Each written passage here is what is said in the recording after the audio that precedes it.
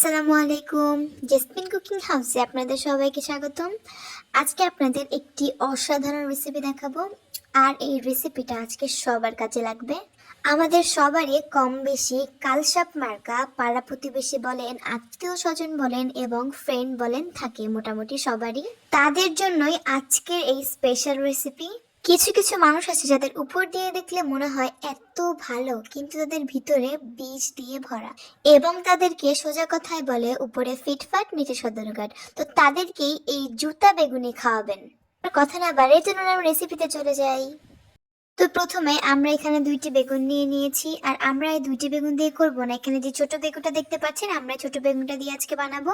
তো আমরা বেগুনটাকে এই সাইজ করে কেটে নিয়েছি, আর আমরা কিন্তু বেগুনটাকে একদম মোটাও করে নেই, আবার একদম পাতলা করেও কাটি নেই, মিডিয়াম সাইজ করে কেটে নিয়েছি। এখন আমরা এটাকে একটি ছুরির সাহায্যে এটার সাইডগুলোকে ভালোভাবে, আর এই সময় ভালোভাবে কাটবেন যেন এটা তেরা বেঁকা না হয়। দেখতেই পাচ্ছেন আমরা কিভাবে এটা করছি, আপনারাও সেম ভাবে এটা করবেন।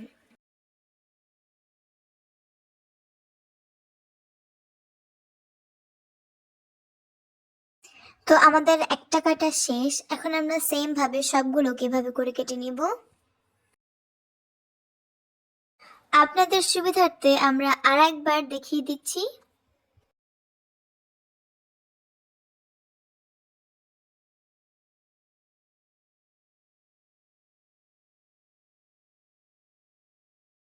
তো আমাদের সবগুলো করা শেষ, আমরা একটা জুট অলরেডি বানিয়েছি। এখন আপনাদের সাথে শেয়ার করবো যে আমরা এটা কিভাবে বানিয়েছি। বেগুনের সাইডের যে অংশটা ছিল আমরা এটাকে পাতলা করে কেটে নিয়েছি। এখন আমরা এটাকে বেগুনের উপরে দিয়ে জুতার ফিতা হিসেবে ইউজ করব। আর আপনারা দেখতেই পাচ্ছেন এটা কিন্তু অনেক ইজি। আপনি এটা ফলো করুন, তাহলে খুব ইজিলি করতে পারবেন। দেখতেই পাচ্ছেন আমরা এটাকে ফার্স্টে মেপে নিলাম। এখন আমরা জুতার ফিতা যতটুকু লাগবে ততটুকু কেটে নিব। কাটা হয়ে গেলে আমরা এটা বেগুনের উপরে রেখে ফিতার সাইজ করে নিব। এটা আপনারা টুথপিক বা যে কোনো শলার কাঠি বা এমনি কাঠি দিয়ে করে নিতে পারেন। দেখতেই পাচ্ছেন আমরা কিভাবে করে নিচ্ছি, আপনারাও এটা ফলো করে সেম ভাবে করে নেবেন।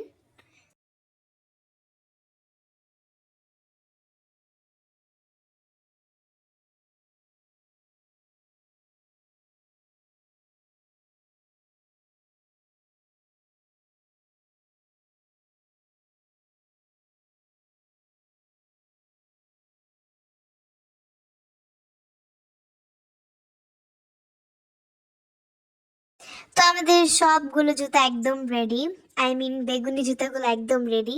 এখন আমরা এটাকে ভাজার জন্য বেটার তৈরি করে নিব। তো আমরা একটি বাটিতে এখানে নিয়ে নিব 1 কাপ বেসন। তারপর আমরা এখানে দিয়ে দেব 1 টেবিল চামচ কর্নফ্লাওয়ার।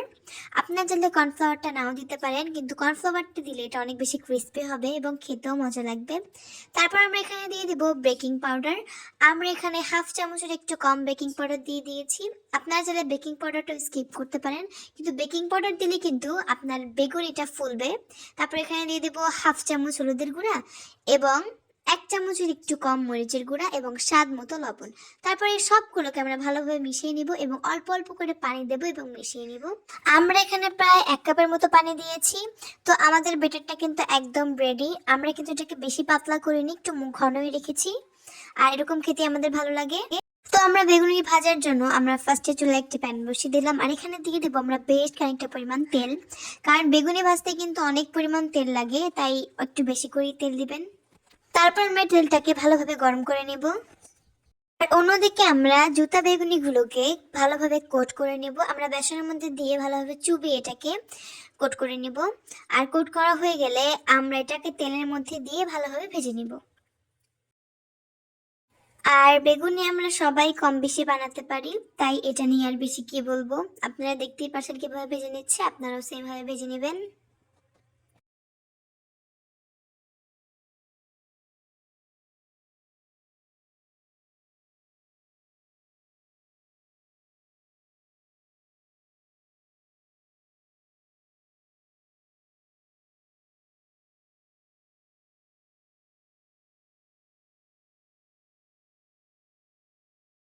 আমাদের জুতা বেগুনি গুলো ভেজে নেওয়া শেষ, এখন আমরা এটাকে তুলে নিব।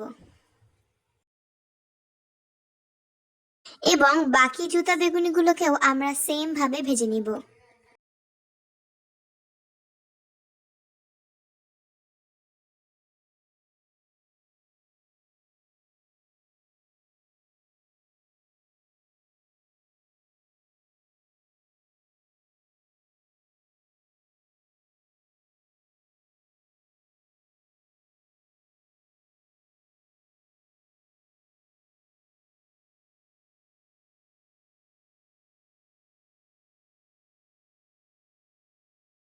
তো আমাদের সবগুলো জুতা বেগুনি ভেজে নেওয়া শেষ। আর এটা জুতার মতো হইলেও কিন্তু এটা টেস্ট কিন্তু অনেক বেশি মজাদার ছিল। আজকের এই জুতা বেগুনি আপনাদের কাছে কেমন লেগেছে এটা অবশ্যই আমাদের কমেন্ট করে জানাবেন, এবং ভালো লাগলে আমাদের চ্যানেলটিকে সাবস্ক্রাইব করবেন এবং লাইক কমেন্ট শেয়ার করে আমাদের পাশে থাকবেন। তো আজকে এই পর্যন্তই, সবাই ভালো থাকবেন, সুস্থ থাকবেন, আল্লাহ হাফেজ।